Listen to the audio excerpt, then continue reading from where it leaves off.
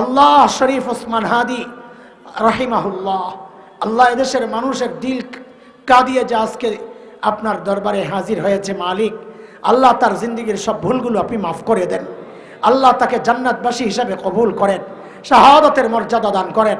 আল্লাহ এমন সাহসী যুবক যারা আছে, আয় মালিক, দেশকে ভালোবাসে, ইমানকে ভালোবাসে, দিনকে ভালোবাসে, আল্লাহ এই সমস্ত যুবককে, এই সমস্ত ইমানদারকে আপনার রহমতের চাদরে আপনি ঢেকে রাখেন। আল্লাহ আমাদের কলিজার টুকরা সাহসী ওলামাদেরকে আপনি হেফাজত করেন।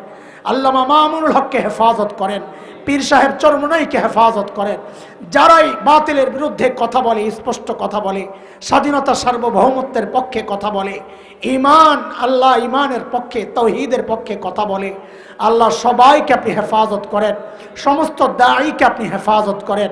কাছের মানুষরা স্বীকার করে না আমি মুত্তাকি, অথচ আল্লাহর নবী এমন লেখাপড়া করাইছেন, শুধু কাছের মানুষরা না, সাহাবীর তাকওয়ার সাক্ষী কাছের মানুষরা তো বটেই, আল্লাহ তাআলা নিজে দিয়েছেন।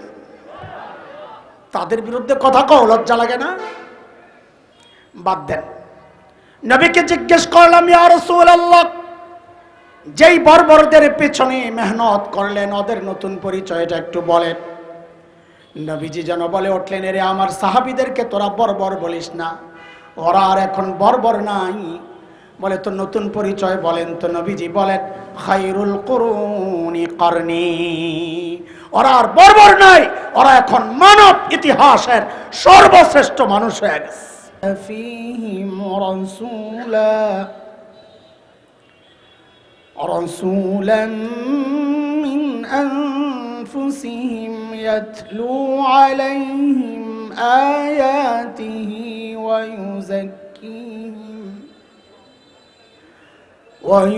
ويزكيهم ويعلمهم الكتاب والحكمة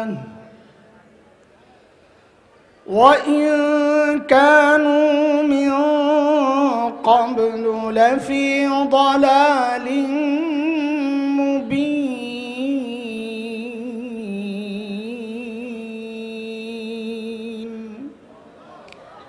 آمنت بالله صدق الله العلي العظيم।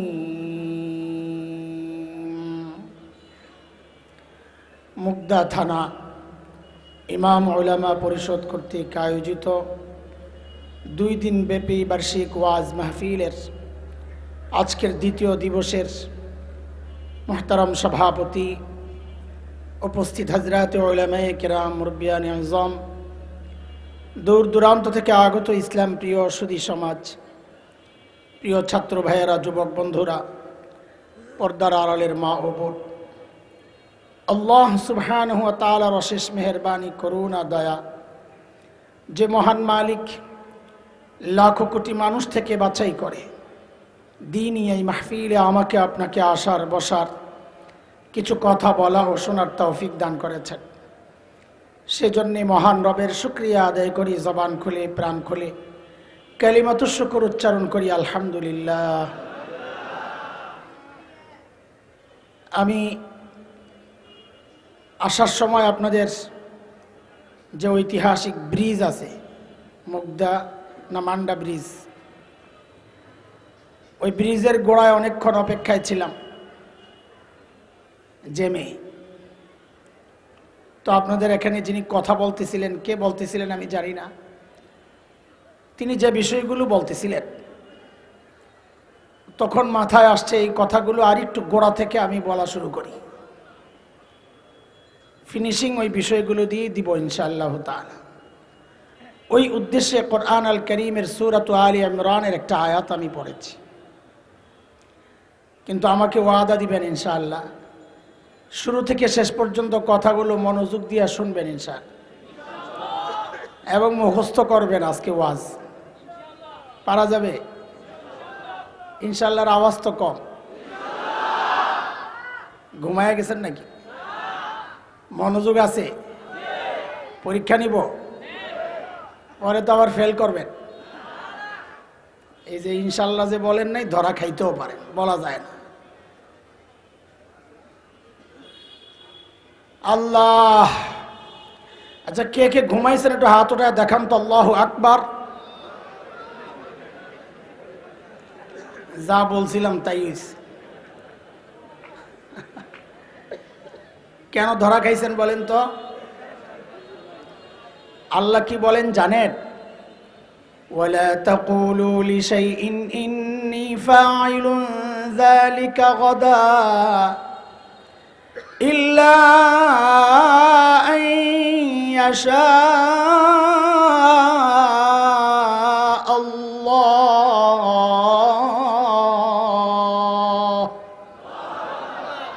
করব বলবো এগুলার সাথে ইনশাআল্লাহ যুক্ত করব, মানে থাকবে।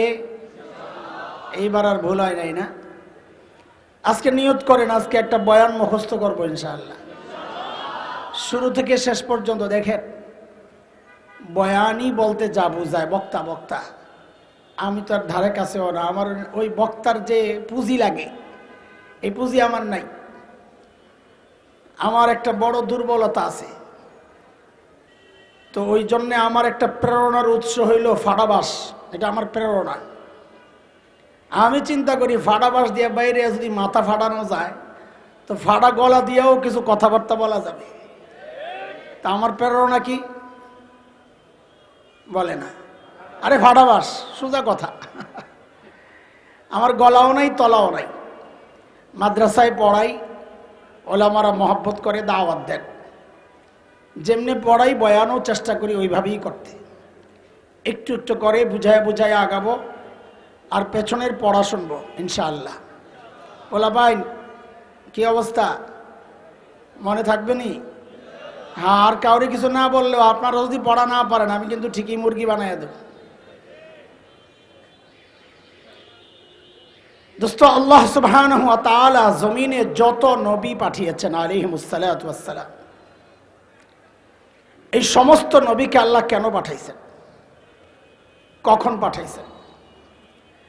আল্লাহ তাআলা যখন দেখেছেন তার বান্দা ধ্বংসের খাদে চলে যাচ্ছে, জাহান্নামের রাস্তায় ছুটে চলেছে,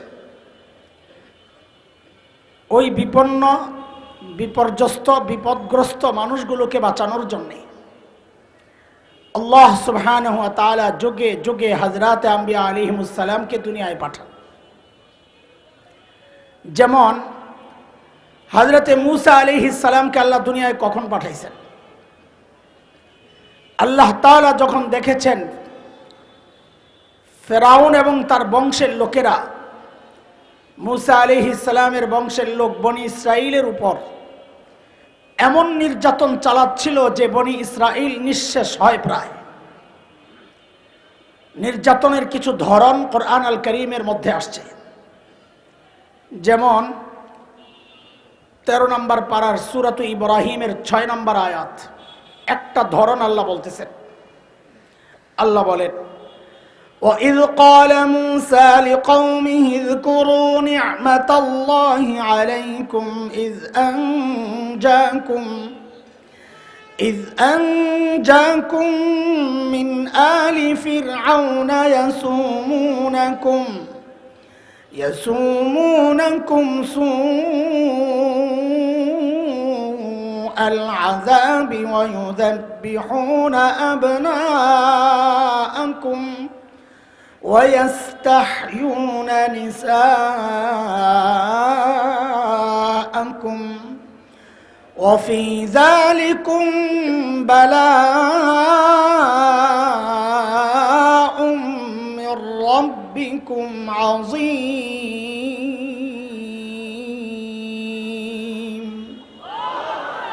এই আয়াত আল্লাহ নির্যাতনের ধরন দেখাইছেন। ফেরাউন কি করত? যখন কোনো মেয়ে জন্ম নিত, ফেরাউন বাঁচায় রাখত, কিন্তু যখনই ছেলে জন্ম নিত, ফেরাউন তার ক্ষমতা হারানোর ভয়ে ওই ছোট্ট ছোট্ট শিশুগুলোকে জবেহ করে হত্যা করত। আচ্ছা বলেন তো আমাকে, এই ছোট্ট শিশু সদ্যজাত, যার শরীরের হাড্ডিগুলো এখনো গোশতের মতো নরম, এই ছোট্ট বাচ্চার পক্ষে ফেরাউনের মতো এত শক্তিশালী বাচ্চাকে ক্ষমতা থেকে নামানো এটা সম্ভব ছিল? বলেন, কথা বলেন। তাহলে ফেরাউনের ছোট্ট বাচ্চাকে এত ভয় পেত কেন? এটা আল্লাহ তাআলার একটা নিজাম দুনিয়া পরিচালনার। কেউ যখন হক হয়, সে যত দুর্বল হোক না কেন, কেউ যখন বাতিল হয়, সে যত শক্তিশালী হোক না কেন, আল্লাহর সিস্টেম এটা, আল্লাহ ওই দুর্বল হকের ভয় ওই শক্তিশালী বাতিলের কলিজায় ঢুকায়া দেন। এর এক জ্বলন্ত প্রমাণ হচ্ছে বাংলাদেশের আলেম ওলামা। কথা বলেন, কি আছে মৌলবীদের কাছে? মিসওয়াকের তসবিহ ছাড়া পাইবেন কি? আরে আমাদের শাইখ ও মুর্শিদ শাইখুল ইসলাম আল্লামা আহমদ শফি নওয়ার আল্লাহু মারকাদা, মানুষটাকে জীবনের শেষ সময়ে দেখেছি হুইল চেয়ারের মধ্যে মানুষটা সোজা হয়ে বসে থাকতে পারতেন না, কাত হয়ে যেতেন। মুজাহিদে মিল্লাত আল্লামা হাফেজ জুনায়েদ বাবনগরী রাহিমাহুল্লাহ, মানুষটা সোজা হয়ে দাঁড়াতে পারতেন না, পা কাজ করতো না। অথচ আমরা কি দেখেছি?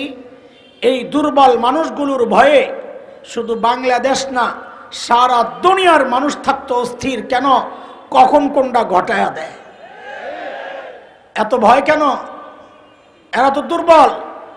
বলে মানুষ দুর্বল হলে কি হবে? যেহেতু হক ছিলেন, আল্লাহ দুর্বল হকের ভয় শক্তিশালী বাতিল আর তাগুতের কলিজায় ঢুকায়া দিয়েছেন। বলেন আপনারা এই পর্যন্ত যা বলছি বুঝছেননি? দ্বিতীয় সবক আগানো যাবে? তাহলে আমার দুইটা প্রশ্নের জবাব দেন। বলেন তো সর্বশ্রেষ্ঠ রসুলকে?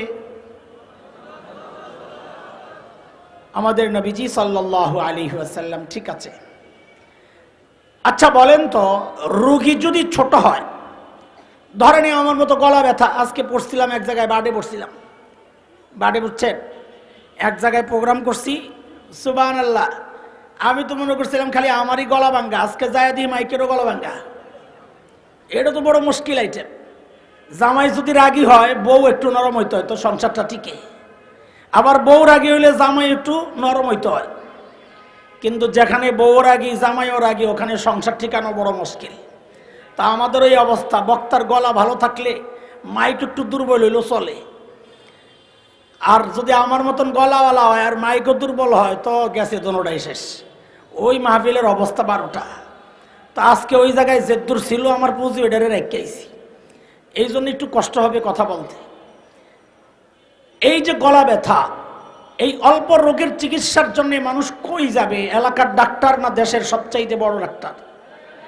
বলেন বলেন, এলাকার ডাক্তার। ঠিক আছে কথা, কিন্তু রোগী যদি বড় হয় তাও কি এলাকার ডাক্তারের কাছে যাবে না বড় ডাক্তার? কত বড় রোগী যত বড়, মানুষ ডাক্তারও তালাশ করবে তত বড়। কথা ঠিক কিনা বলেন? এই দুইটা জবাবকে একসাথে করে আমরা তৃতীয় একটা বিষয় আপনাদের সামনে আনতেছি। যেহেতু আল্লাহ তাআলা নবীদেরকে দুনিয়ায় পাঠিয়েছেন দুনিয়ার অসুস্থ মানুষের চিকিৎসার জন্য, এই রোগ মানে আত্মার রোগ, তাইলে বোঝা গেল আল্লাহ সর্বশ্রেষ্ঠ রসুলকে ওই যুগেই পাঠাইছেন যেই যুগের মানুষগুলো ছিল মানব ইতিহাসের সবচাইতে জঘন্য আর খারাপ মানুষ। বলে কেমনে বুঝলেন? বলে ডাক্তার যেহেতু সবচাইতে বড়, বোঝা গেল যাদের চিকিৎসার জন্য পাঠানো হয়েছে ওরা রোগীও ছিল সবচাইতে বড়। সেই রোগীদের যুগটাকে ইতিহাসে বলা হয় আইয়ামে জাহিলিয়া, বর্বরতার যুগ। আরে বর্বরতার মাত্রা কতদূর ছিল যে ওদেরকে ঠিক করতে আল্লাহ সর্বশ্রেষ্ঠ রসুল আনলেন। ইতিহাস পড়েন, দেখবেন শরীরের পশম দাঁড়ায়া যায়। মানুষ এতটা খারাপ কি করে হয়? কি করতো জানেন? এগুলো মনে রাখেন, পরে কাজে লাগবে। একটা পয়সার জন্য মানুষকে খুন করে ফেলত। আরে মূর্তি পূজা এখন হয় কিনা বলেন না? তখনও হতো। পার্থক্য কি? এখন মসজিদের মধ্যে মূর্তি রেখে পূজা করা হয়, অথচ তখন বাইতুল্লাহর মধ্যেই ছিল 360 মূর্তি। ঘরের মধ্যে আলাদা মূর্তি, মন্দিরে আলাদা। কোথাও সফরে বের হলে পকেটে বগলের নিচে করে ছোট্ট একটা আলাদা মূর্তি নিয়ে নিত। কেন? পূজা করার জন্য। রাস্তায় যদি আবার খোদা না পাওয়া যায়, এই জন্যে বান্দা খোদা পকেটে নিয়ে ঘুরে। আরে জন্ম নিয়ন্ত্রণ এখন হয় কি হয় না?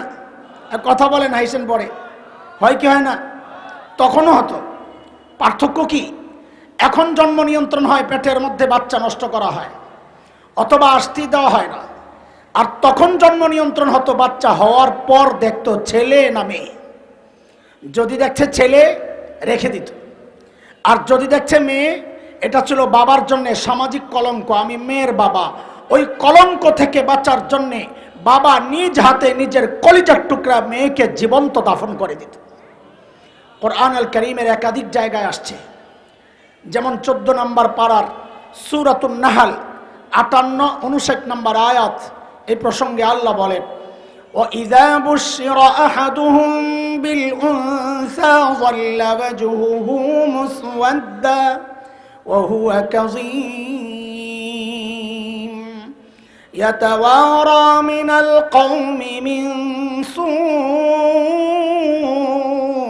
مَا بُشِّرَ بِهِ أَيُمْسِكُهُ عَلَىٰ هُونٍ أَمْ يَدُسُّهُ فِي التُّرَابِ أَلَا سَاءَ مَا يَحْكُمُونَ।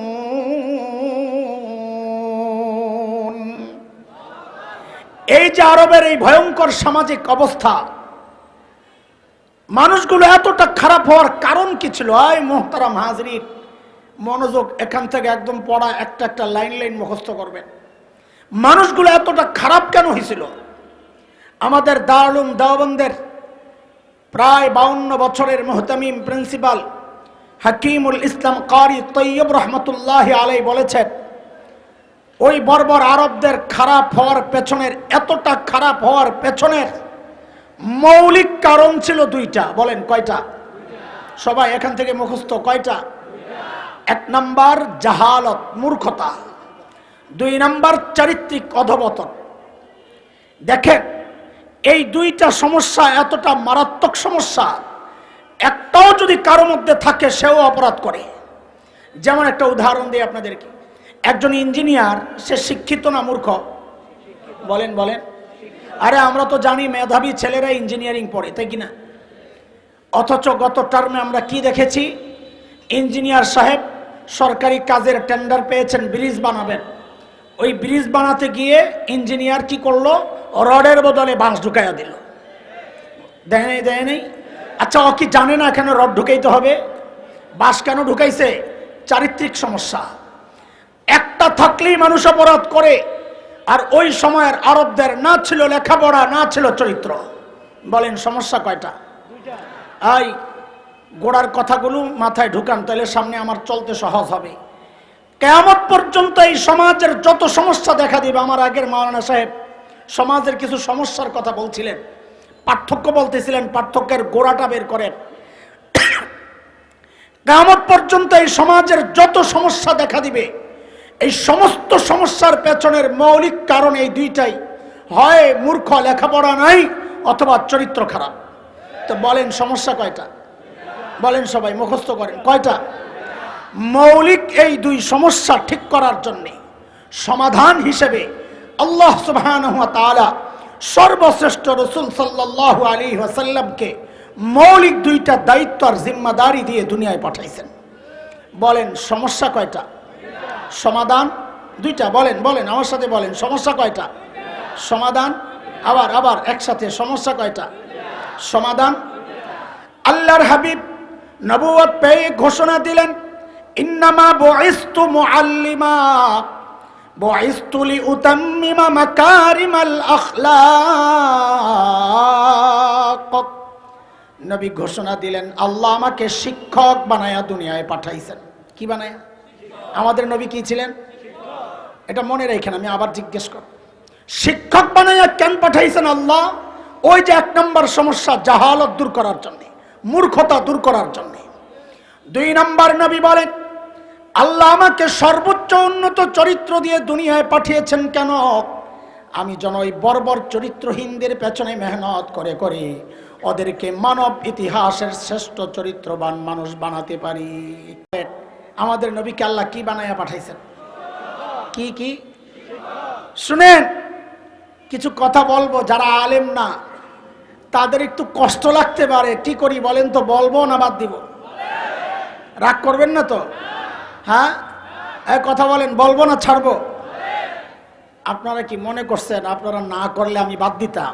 আপনাকে বাপটা দেখলাম, আমি তো বলবোই, আপনি বললেও বলবো, আপনি না করলেও বলবো। আমার কাজ বলা। আপনি খুশি হইলেন না নারাজ হইলেন ওই চিন্তায় কথা বলতে বসি নাই, আমি আমার রবকে খুশি করার জন্য বসেছি। কার পক্ষে গেল কার বিপক্ষে গেল এটা দেখার সময় আমাদের নাই। এইবার বলেন, আমার নবীকে আল্লাহ কি বানায়া পাঠাইছেন?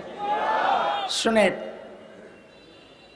আপনারা তো অনেক কিছু নিয়ে গর্ব করেন, আপনাদের গর্বের অনেক উপলক্ষ আছে।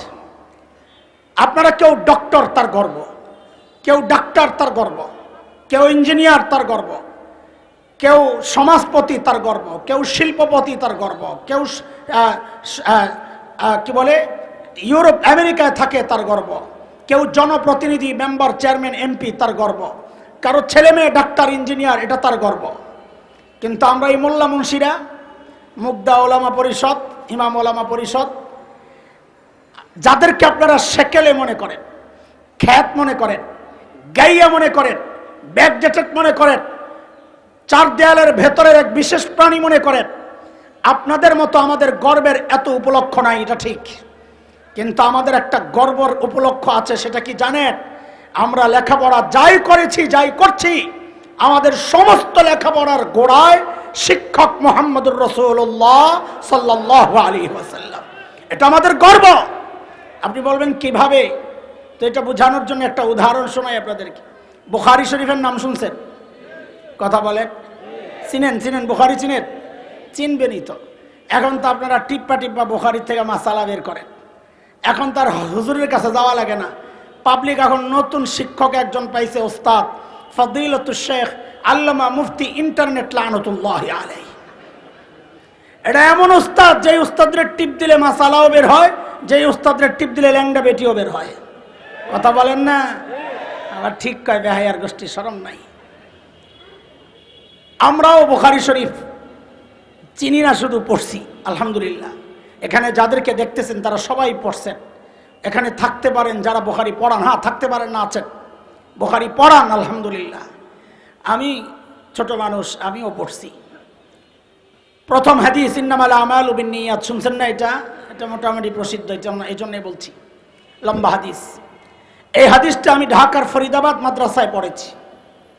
আমার উস্তাদ মুহতারাম শেখুল হাদিস আল্লামা আব্দুল হাফিজ রহমতুল্লাহ আলাইহি, এই হাদিসটা আমি দেওবন্দ মাদ্রাসায় পড়েছি।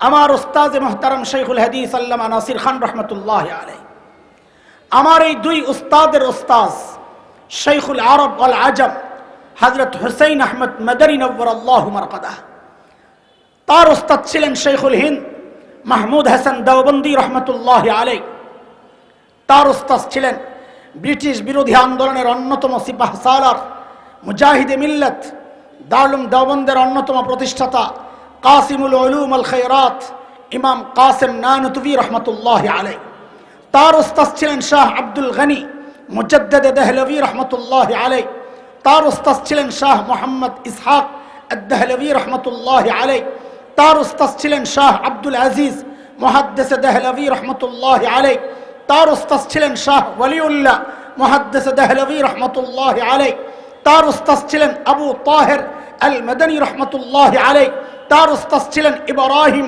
কুর্দি রহমতুল্লাহ আলাইহি, তার উস্তাদ ছিলেন আহমদ আল কশাশি রহমতুল্লাহ আলাইহি, তার উস্তাদ ছিলেন আহমদ আশ-শানাবি রহমতুল্লাহ আলাইহি, তার উস্তাদ ছিলেন মুহাম্মদ আর-রমালি রহমতুল্লাহ আলাইহি, তার উস্তাদ ছিলেন জাইনুদ্দিন আল মিসরি রহমতুল্লাহ আলাইহি, তার উস্তাদ ছিলেন আহমদ ইবনে আলী আল হাজ আল আসকালানি রহমতুল্লাহ আলাইহি, তার উস্তাদ ছিলেন ইব্রাহিম আত-তানুখি রহমতুল্লাহ আলাইহি, তার উস্তাদ ছিলেন আবুল আব্বাস আল হাজ্জার রহমতুল্লাহ আলাইহি, তার উস্তাদ ছিলেন আবু আলী আজ-জুবাইদি রহমতুল্লাহ আলাইহি, তার উস্তাদ ছিলেন আবুল ওয়াক্ত আস-সিজজি রহমতুল্লাহ আলাইহি, তার উস্তাদ ছিলেন আবুল হাসান আদ-দাউদি রহমতুল্লাহ আলাইহি, তার উস্তাদ ছিলেন আবু মুহাম্মদ আস-সারাখসি রহমতুল্লাহ আলাইহি, তার উস্তাদ ছিলেন আবু আব্দুল্লাহ ফিরাবি রহমতুল্লাহ আলাইহি, তার উস্তাদ ছিলেন মুহাম্মদ ইবনে ইসমাইল ইমাম বুখারী রাহমাতুল্লাহি আলাইহি, তার উস্তাদ ছিলেন হুমায়দি রাহমাতুল্লাহি আলাইহি, তার উস্তাদ ছিলেন সুফিয়ান ইবনে উয়াইনা রাহমাতুল্লাহি আলাইহি, তার উস্তাদ ছিলেন ইয়াহইয়া ইবনে সাঈদ আল আনসারী রাহমাতুল্লাহি আলাইহি, তার উস্তাদ ছিলেন মুহাম্মদ ইবনে ইব্রাহিম আত-তাইমি রাহমাতুল্লাহি আলাইহি, তার উস্তাদ ছিলেন আলকামা ইবনে ওয়াক্কাস আল-লাইসি রাহমাতুল্লাহি আলাইহি, তার উস্তাদ ছিলেন উমর ইবনুল খাত্তাব রাদিয়াল্লাহু আনহু, তার উস্তাদ ছিলেন মুহাম্মদুর রাসূলুল্লাহ সাল্লাল্লাহু আলাইহি ওয়াসাল্লাম। এটা আমাদের গর্ব। আমরা যাই পড়ি না কেন আমাদের শিক্ষার গোড়ায় মুহাম্মদুর রাসূলুল্লাহ সাল্লাল্লাহু আলাইহি ওয়াসাল্লাম। কিন্তু দোস্ত, আপনাদের কাছে আমাদের একটা জিজ্ঞাসা, এই গর্বের পরিচয় দেওয়ার ঠিকাদারি মৌলবীরা আল্লাহর কাছ থেকে নিয়ে নেন নাই যে আপনারা দিতে পারবেন না। অধিকার আপনাদের ছিল, সুযোগ ছিল, কিন্তু পারছেন না কেন? কারা আপনাদেরকে বঞ্চিত করেছে? যুগ যুগ ধরে যারা আপনার এবং আপনার সন্তানের সামনে এমন এক সিলেবাস রেখেছে, যেই সিলেবাসে লেখাপড়া করে এই গর্বের পরিচয়টা দেওয়া যায় না। গত কিছুদিন আগে, কয়েক বছর আগে আমাদের আরেকটা গর্বের পরিচয় থেকে আমাদেরকে বঞ্চিতের চেষ্টা হয়েছিল। কি সেটা একটু বলেন তো? আমরা কার সন্তান? জোরে বলেন, আর একটু জোরে বলেন না। আহা, বলবেন আমরা নবী আদমের সন্তান। বলেন, ঠিক করে বলেন, বলেন এটা আমাদের গর্বের পরিচয়, আমরা নবীর সন্তান। বলেন ঠিক করে। আচ্ছা, একটা উদাহরণ শোনেন। একটা বাচ্চা, এমপির ছেলে, এমপি, বাবা এমপি, এমপি সাহেবের নাম আব্দুল্লাহ। এখন এই বাচ্চাটাকে যদি জিজ্ঞেস করা হয় তুমি কার ছেলে, ও কি বলবে? এমপি আব্দুল্লাহর ছেলে, এটা বলবে, তাই না? শুধু আব্দুল্লাহ বলবে না, কারণ ও জানে আমি যদি বলি আমি আব্দুল্লাহর ছেলে, তো যিনি জিজ্ঞেস করছেন তিনি মনে করবেন কি দুনিয়ায় কত আব্দুল আছে, তুই কোন আব্দুলের পুত? ওইটা যাই নাই বুঝে শুনে বাবার নামের সাথে কি যুক্ত করবে। তা একজন এমপির ছেলে, সে যদি বাবার নামের সাথে গর্বের পরিচয়টা প্রকাশ করতে পারে, লাগাতে পারে, আমি আপনি একজন নবীর সন্তান হইয়া কেন আমার বাবার নামের সাথে নবী যুক্ত করছি না? বলেন এবার ঠিক করে আমরা কার সন্তান? মনে মনে চিন্তা করতেছেন, আজ এরা কত পেশাল যে আপনারা পারতে পারেন। এতদিন বলেন নাই কেন তাইলে এই কথাগুলা? হ্যাঁ, এতদিন তো আপনি আমার ইট মারেন নাই, এখন ইট মারছেন, এটারে পাটকেল মনে করতে পারেন। কিছুই বুঝলাম না। হ্যাঁ, বুঝানোর জন্যই তো আসছি। কি ইট মারছেন টের পান নাই না? মানুষ গণনার আগেরকার সিস্টেমটার নাম ছিল আদমশুমারি। কি ছিল? হঠাৎ একদিন উঠা দেখি নাম পাল্টায় নতুন নাম হয়েছে জনশুমারি। কি কাউকে জিজ্ঞেস করছেন ভাই আদম কেন কাটলেন? করছিলেন জিজ্ঞাসা? করেন নাই, কারণ এগুলো আপনাদের মাথা ব্যথা না। মাথা থাকলে না ব্যথা করবে। এই মানুষগুলোর মাথা আছে, ব্যথাও আছে। আদম কেন কাটছে জানেন? কারণ বিজ্ঞানের নামে কিছু কচুক্রি এই সমাজের মানুষের মাথায় ভাইরাস ছড়াইছে যে আমরা আসলে কি আদমের সন্তান নাকি, মানুষের সন্তান নাকি। এর মধ্যে বিখ্যাত একটার পরিচয় আপনাদেরকে শোনাই। চিড়িয়াখানায় অনেক পুরাতন এক বানর ছিল। ওই বানর কিছুদিন পর খেয়াল করলো তার পিছন দিয়ে লেজটা গেছে গা, লেজ নাই। আরো কিছুদিন পর বানর লক্ষ্য করলো তার মেরুদণ্ড সোজা হয়ে মানুষের মতো একেবারে সোজা। আরো কিছুদিন পর বানর খেয়াল করলো তার শরীরের সমস্ত পশম ঝোরা মানুষের মতো পরিষ্কার, শুধু মোজগুলা আছে। কি রয়েছে? কি রয়েছে? বল বলাবেন, কথা ক। বানর এবার তাকায় দেখে, হারি আমারও তো পুরো মানুষের মতন দেখা যায়। এবার বানর চিড়িয়াখানার গেটের সামনে গিয়া দিছে এক হুঙ্কার। কি বইলা? I am Zafar Iqbal. কি বলছে? আরে বল বল, কি বলছে? এই হুঙ্কার শুই না তুঙ্গ পলাতক নেত্রী ওরে চিড়িয়াখানার ওই খাঁচার থেকে বাইর কইরা তোমার সন্তানের সিলেবাস তৈরির দায়িত্ব দিস। ভুলে গেছেন না? ভুলে গেছেন তো? বানরের পুত সিলেবাস তৈরি করবে, আমারে আপনারে বানরের সন্তান বানাতে চাইবে, এটাই তো স্বাভাবিক। কিন্তু দোস্ত, এদেশের ওলামাদের প্রতিবাদের মুখে সেদিন কুচক্রীরা পিছু হটতে বাধ্য হয়েছিল। ঠিক বলেন এখানে? কিন্তু আপনাদের বিরুদ্ধে, আমাদের বিরুদ্ধে বলবো না, আক্ষেপ আছে, অভিযোগও বলবো না, বড় জোর অনুযোগ বলতে পারেন। কষ্ট, প্রতিবাদ ওলামারা কেন করবে? প্রতিবাদ তো করার কথা ছিল আপনাদের। কেন? কারণ এই ঘোড়ার ডিমের সিলেবাস তো আলেমের সন্তান পড়ে না, পড়বে না। আলেমের সন্তান তো কালা কালা রাসূলুল্লাহ পড়বে। এই সিলেবাস পড়ে আপনাদের সন্তান। প্রতিবাদ আপনাদের করার কথা, আপনারা প্রতিবাদ তো করেন নাই, বরং বহু পোড়া কপাল এই প্রতিবাদী আলেমদের বিরুদ্ধাচরণ করেছেন। অনেকেই বক্তব্যকে রাজনৈতিক বক্তব্য আখ্যা দেওয়ার চেষ্টা করেছেন। দোস্ত, সব জায়গায় রাজনীতি তালাশ করেন না। এটা রাজনীতির বিষয় না, এটা আমার ঈমানের ব্যাপার, এটা আমার আকীদা বিশ্বাসের ব্যাপার, এটা আমার অস্তিত্বের ব্যাপার। যেহেতু পশ্চিমাদের পাচাটারা আমাদেরকে শাসন করার মধ্যে আছে, এই জন্য এমন চক্রান্ত আরো হতে পারে। যদি হয়, আলেমের বিরুদ্ধাচরণ নয়, আলেমের পাশে দাঁড়ায়া যাবে।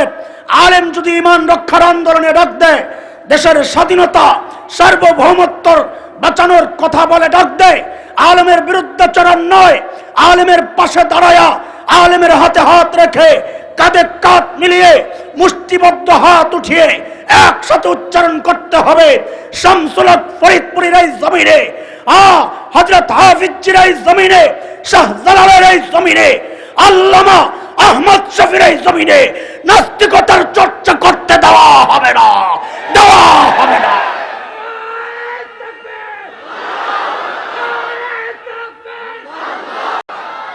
থাকবেন তো ইনশাআল্লাহ? আপনাকে একটা খারাপ স্বভাব আছে, বলবো আবার রাগ করবেন না তো। আপনারা ঠিক বলেন এখানে, ভোট দেন ওখানে, এটাও ঠিক না? হ্যাঁ কি ভাই, এটাও ঠিক না? সেই দিন শেষ, বলেন সেই দিন শেষ। নতুন সূর্যোদয় হয়েছে, হাদিরা রক্ত দিতে শিখেছে।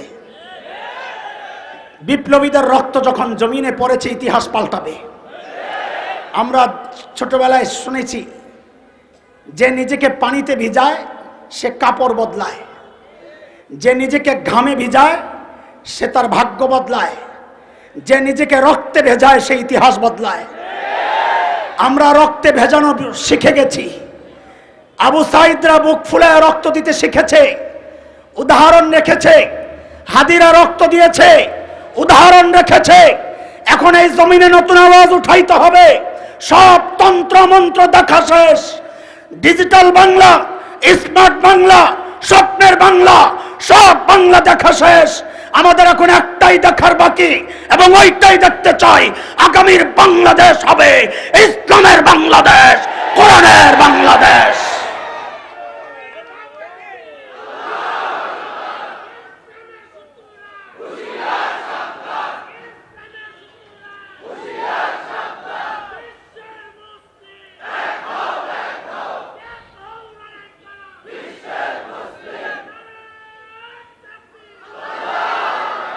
মুহতারাম হাজরিন, পিছনের পড়া মনে আসেনি?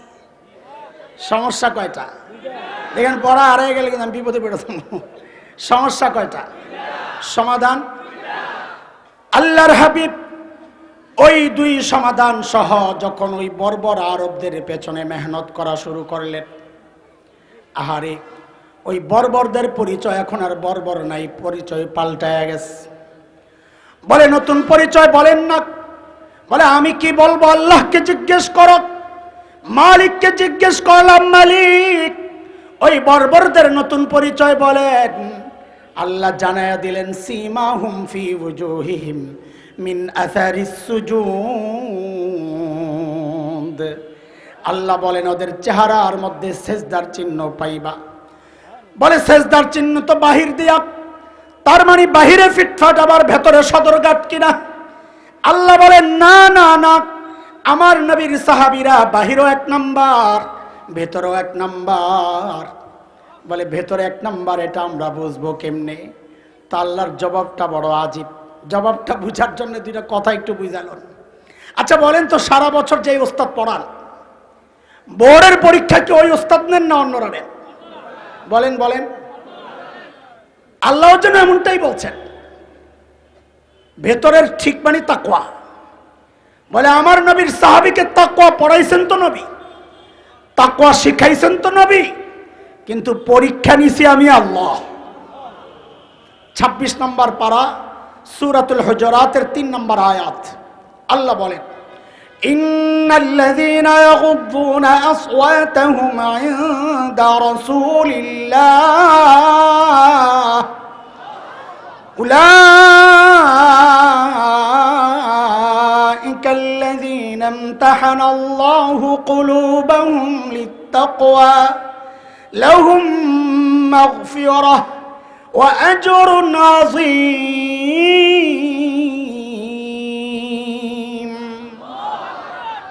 সাহাবীর তাকওয়ার পরীক্ষা নিছেন কে? আরে বলেন না, কে নিছেন? হ্যাঁ, ফলাফল কি? আরে ফলাফল কি? ওই ফলাফল বুঝেন, ফলাফল বুঝেন, একটু ফলাফল বুঝেন। ওলামারা আছেন, ওলামারা ভালো বুঝবেন বেশি।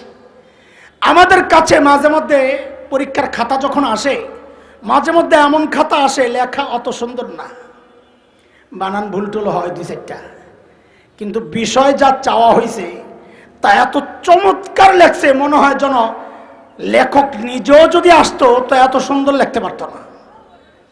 তখন ওই বানান ভুল টুলের নাম্বার আর কাটতে মন চায় না, বরং হাতে যে এক্সট্রা কিছু নাম্বার থাকে ওই নাম্বারটা দিয়া তারে সর্বোচ্চ নাম্বার দিয়ে দেওয়া হয়। বলেন ওলামারা, কথা ঠিক? আবার মাঝে মধ্যে এমন খাতাও আসে দেখলে মনে হয় যেন কম্পিউটারের টাইপ করা, দারুণ লেখা, কিন্তু যত আগায় এই বিরক্তি খালি বাড়তে থাকে। কেন? ওর কাছে যা চাওয়া হয়েছে আর ধারে কাছেও নয়। কি যে লেখছে ও জানে, ওর আল্লাহ জানে। বরং কিছু কিছু দুষ্ট এমনও পাওয়া যায়, খাতার নিচে দিয়ে লিখে দেয়, ওস্তাদজি পাশ করাইয়া দিয়ে না, আপনার জন্য দোয়া করব। পাওয়া যায়? হ্যাঁ, শুনেন, ওই যে সাহাবীদের যে পরীক্ষা হয়েছে, পরীক্ষার ফলাফল শোনাচ্ছি, আল্লাহর জন্য ঠিক এমনটাই করেছেন। আরে কারো কারো কিছু বানান টানান ভুল টুল হয়েছে আর কি, ওই যে সাহাবীকে দোষ ধরেন যারা, তাদেরকে শোনাইতেছি, কিছু বানান টানান ভুল টুল হয়েছে, কারো কারো লেখা তো সুন্দর না, কিন্তু আল্লাহ আল্লাহ রসুলের আনুগত্যের বিষয়ে তাদের কাছ থেকে যা চাওয়া হয়েছে তারা এতটা চমৎকার ভাবে সেটা প্রকাশ করেছেন, কিয়ামত পর্যন্ত এইরকম সুন্দর প্রকাশ আর কেউ করতে পারবে না। ফলাফল আল্লাহ নাম্বার না কাইটা ফুল নাম্বার দিয়া কি বলতেছেন? আজরুন আযীম। ভুল টুল যা হয়েছে লাহুম মাগফিরা, আমি আল্লাহ মাফ কইরা নাম্বার পুরাটা দিয়ে দিস। কাজেই সাহাবীদের ব্যাপারে মুখ খুলতে সাবধান। এই সমাজের কিছু দুষ্ট লোক আছে, কাম কাজ নাই, বসে বসে সাহাবীদের দোষ তালাশ করে, আছে না নাই? খুদ ধরে, হ্যাঁ, এমন লিখনি তৈরি করে যেই লিখনি পড়ে অটোমেটিক কেউ সাহাবী বিদ্বেষী হয়ে যায়। দুনিয়ার মানুষ শুনে রাখো, দুনিয়ার মানুষের চোখে ওই মানুষটা বহুত বড় আল্লামা হইতে পারে, বহুত বড় আলেম তাকে মনে করতে পারে মানুষ, কিন্তু সাহাবীদের বিরুদ্ধে যাদের কলম চলে, জবান চলে, হক্কানি ওলামাদের কাছে তারা আলেম হওয়া থাক দূরের কথা, হক্কানি ওলামাদের কাছে তাদের পরিচয় তারা নষ্ট, তারা ভ্রষ্ট, তারা গোমরা, তারা পথভ্রষ্ট। কথা বলে ঠিক কিনা? খবরদার, সাহাবীদের কিনে মুখ খোলা বন্ধ। ঠিক আছে কথা? হ্যাঁ রে ভাই, আমার আপনার তাকওয়ার সাক্ষী তো আমাদের পাশের মানুষরাও দেয় না। বউ স্বীকার করে না, আরে পিসাব করে জিজ্ঞেস করেন না কয়জনের বউ এর কাছে মরিয়ে দিছে।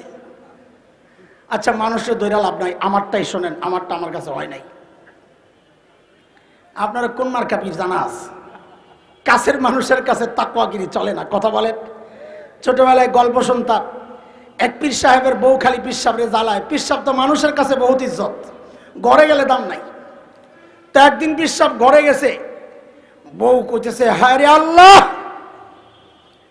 পীর সাহেব কয় এমন ভাবে আল্লাহ বললাম, মনে হয় যেন জীবনে কিছু দেইটেই নাই। দিছেন, কিন্তু আজকে একটা দৃশ্য দেখা আমার কলজাটা জ্বলে গেছে। এরে ভাই, তুই বাতাস না করে আমার পিছনে এই জুব্বাটা খোল। আমি তো মনে করছিলাম গ্রামে গঞ্জে মাহফিল করি, শীত লাগে, দুই দিক দিয়ে টানলে আমি তো মরে যাবো, আমার তো সিরা লাগব। তুমি ছাড়ো, এই যে আমার সালাউদ্দিন খুলুক, এই ভিতরে গেলাম, টাকা পয়সা আছে।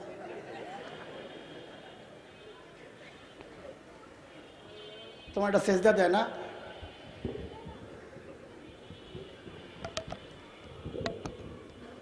আর সেজদা দিব না, আরে বানসি পালার মতন। তো বউ বলে, আজকে এক দৃশ্য দেখে আমার কলিজা ছিঁড়ে গেছে। কি দেখছো?